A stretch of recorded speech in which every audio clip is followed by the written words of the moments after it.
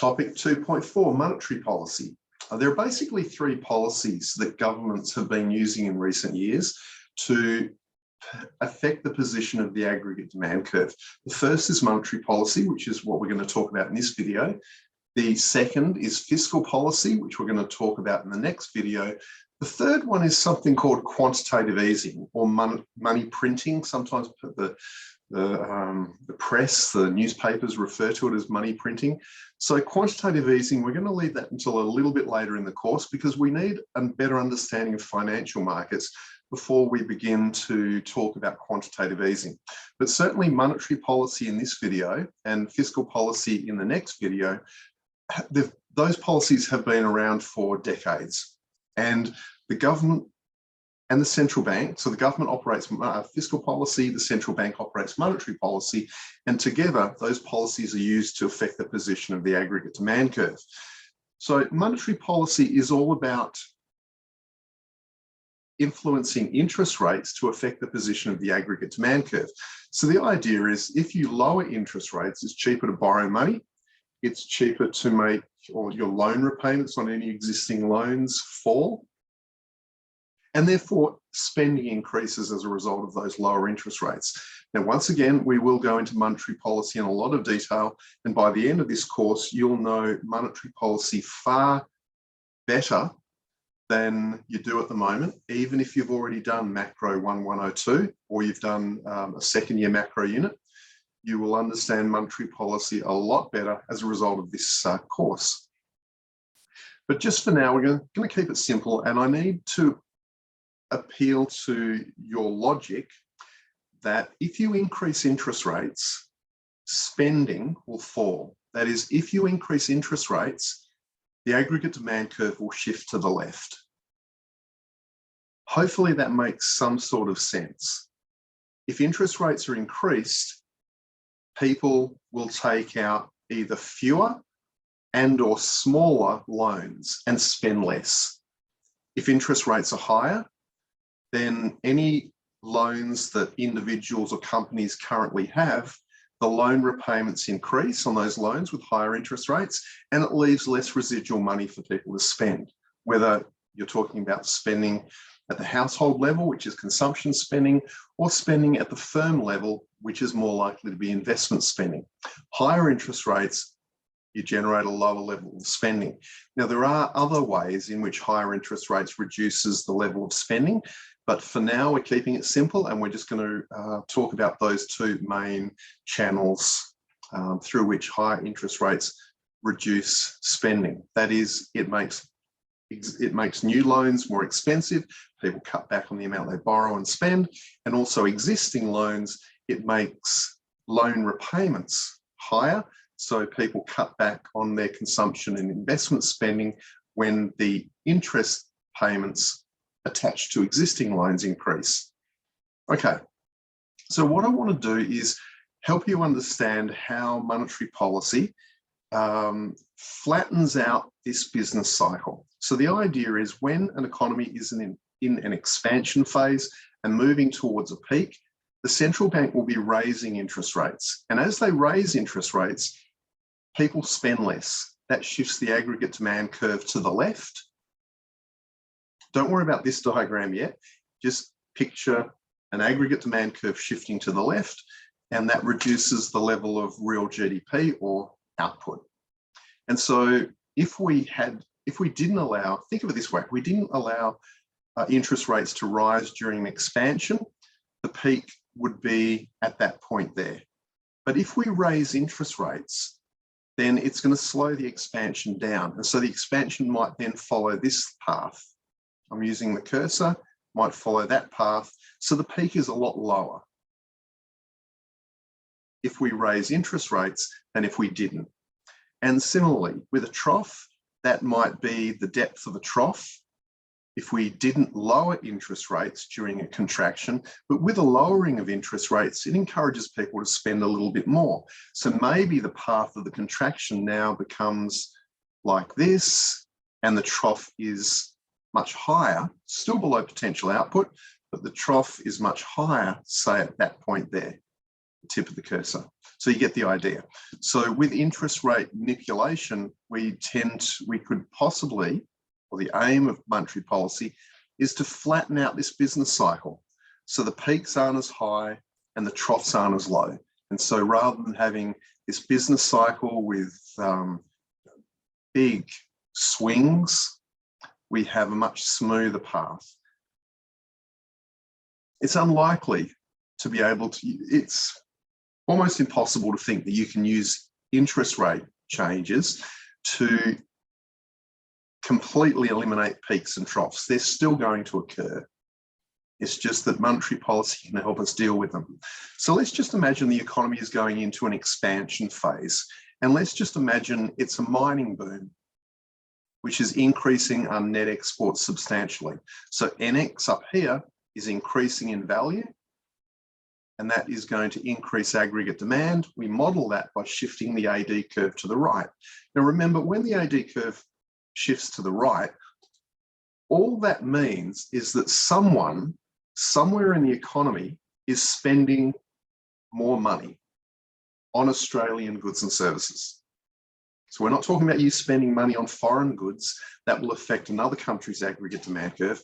This is just Australian goods and services. So with a mining boom, foreigners buy,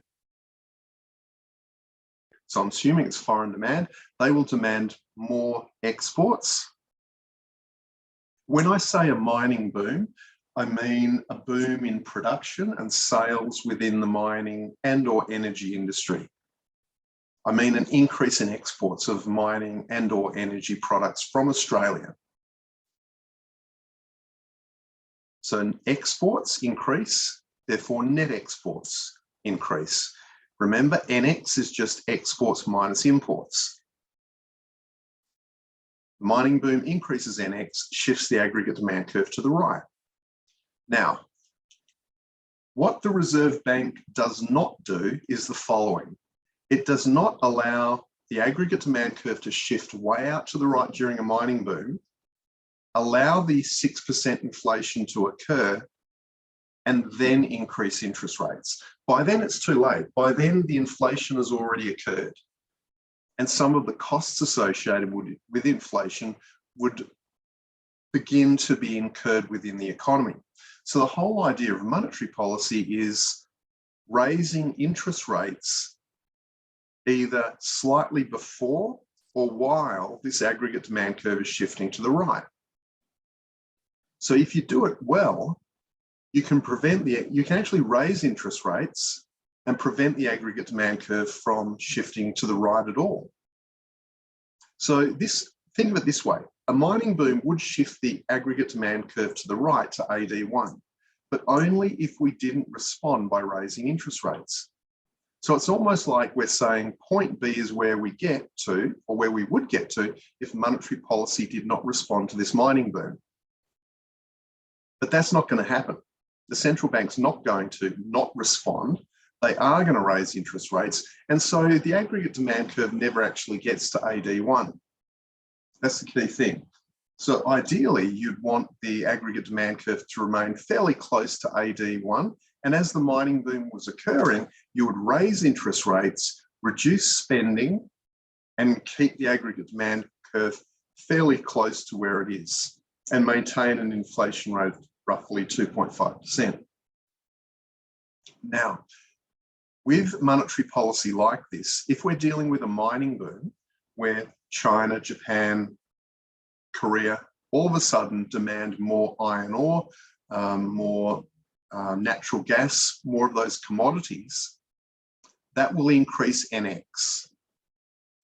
The central bank will be concerned that the aggregate demand curve will shift too far to the right, inflation will occur and cause all sorts of problems in the economy. So as the aggregate demand curve is shifting to the right because NX is rising, they will raise interest rates. And I've already tried to motivate that when the central bank raises interest rates, consumption spending will fall. Why? Because with higher interest rates, all of a sudden, you don't borrow money to go on a holiday. And the holiday might be Margaret River. Let's keep it simple. Oh, hang on. So with higher interest rates, you don't borrow money because the interest rates are too high now. You don't want to pay such a high interest rate. And so you don't borrow money to go on a holiday to Margaret River. So that is a reduction in consumption spending. At the same time, with higher interest rates, your favourite restaurant doesn't undertake a renovation. It delays that renovation. That's a drop in investment spending. And so while the mining boom increases NX, the response by the central bank of raising interest rates during this expansion phase, that is, as the aggregate demand curve shifts to the right, those higher interest rates then reduce C and I. It's actually slightly more complex than that, because when the central bank is raising interest rates, it will cause an appreciation of the Australian dollar, which will actually decrease net exports in other sectors of the economy. Now, to some of you, that will make sense. To others, that won't be clear. If that's not clear, don't worry about it at this stage. We'll go through it later on in the course. We're just taking baby steps at the moment. There's nothing wrong with that. We're just building up the foundation. And so the idea is NX can increase during a mining boom, but then higher interest rates will reduce C and reduce I. So there will be a change in the composition of what the economy actually produces. There will be more mining and energy production and a little bit less production of consumable goods and investment type goods. Okay, so hopefully that makes sense. Now, talking about a mining boom, the second slide of this video, we had a mining boom in 2003 through to about 2009 in Australia.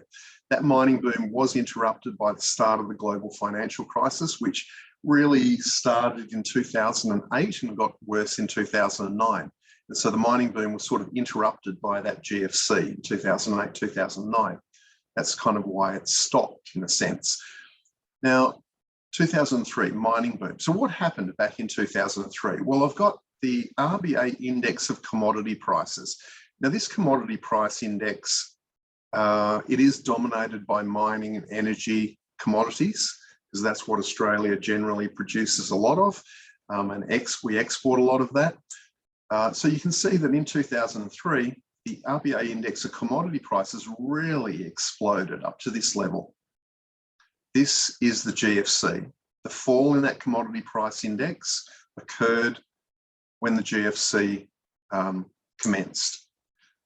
The reason being the global financial crisis in 2008, 2009 looked like it was going to push the economy into recession, the global economy into recession. That's what people were fearing.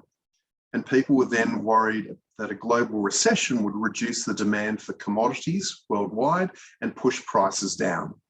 So the fear of that actually caused prices to come down all by themselves.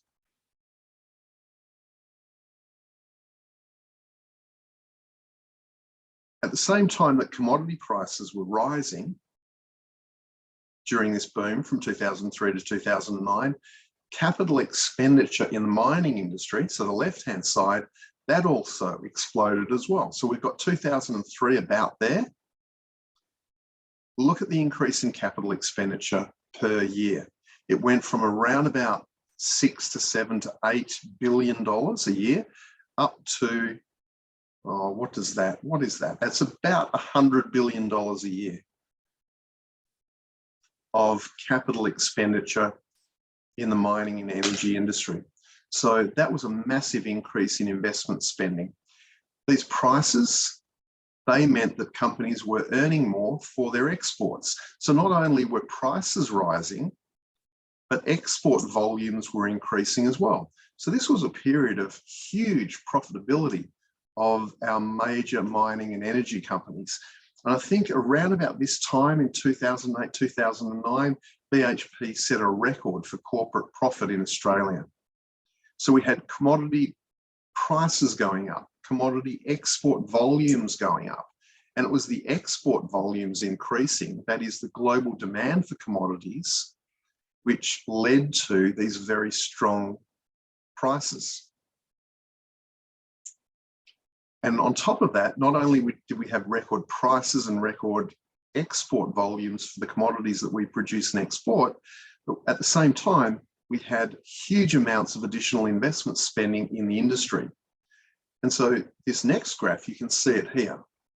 We've got mining investment in sort of an orange font. We've got resource exports in blue font, and the line is the combined value of both. Now, sometimes, and this is year-ended growth, so these are growth rates from one year to the next.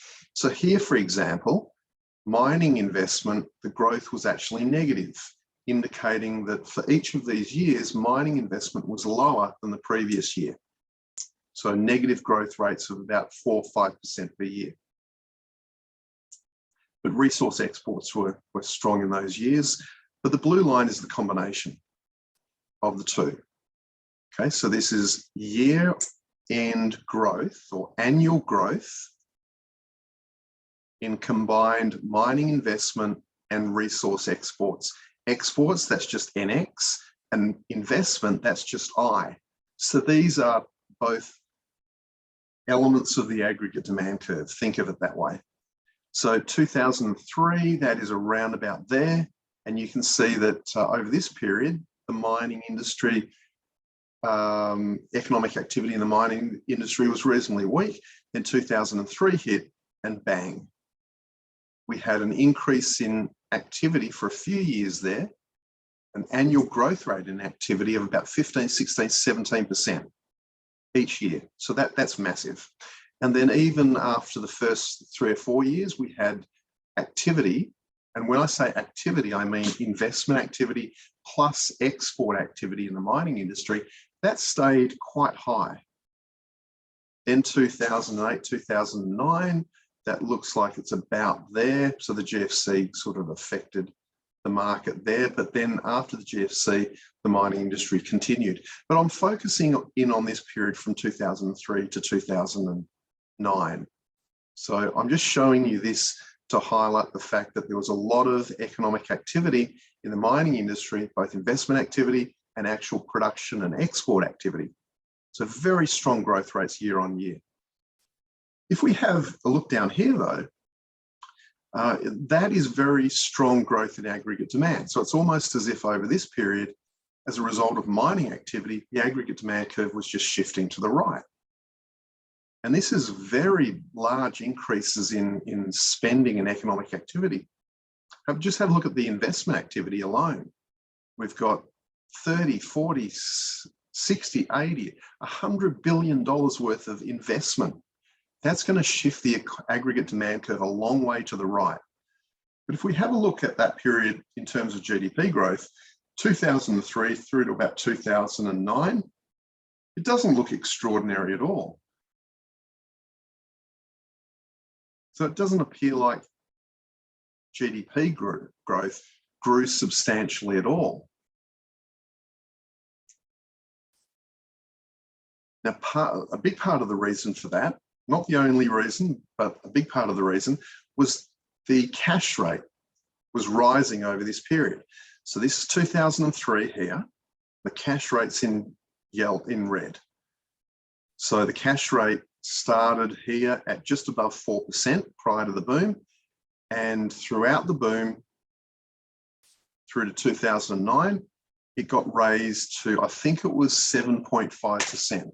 So about a 4% increase in the cash rate during this mining boom. Now, of course, just as I explained, this is monetary policy. The central bank was raising interest rates to offset all of this economic activity that I was talking about in the top 3 diagrams. Everything I was talking about in the top 3 diagrams, think of that as a rightward shift in the aggregate demand curve. So the central bank came along and said, we can't allow the aggregate demand curve to just shift to the right, not this far. And so they raised interest rates to stabilize the position of the aggregate demand curve and take pressure off the economy in terms of inflation. And it's interesting to then look at inflation.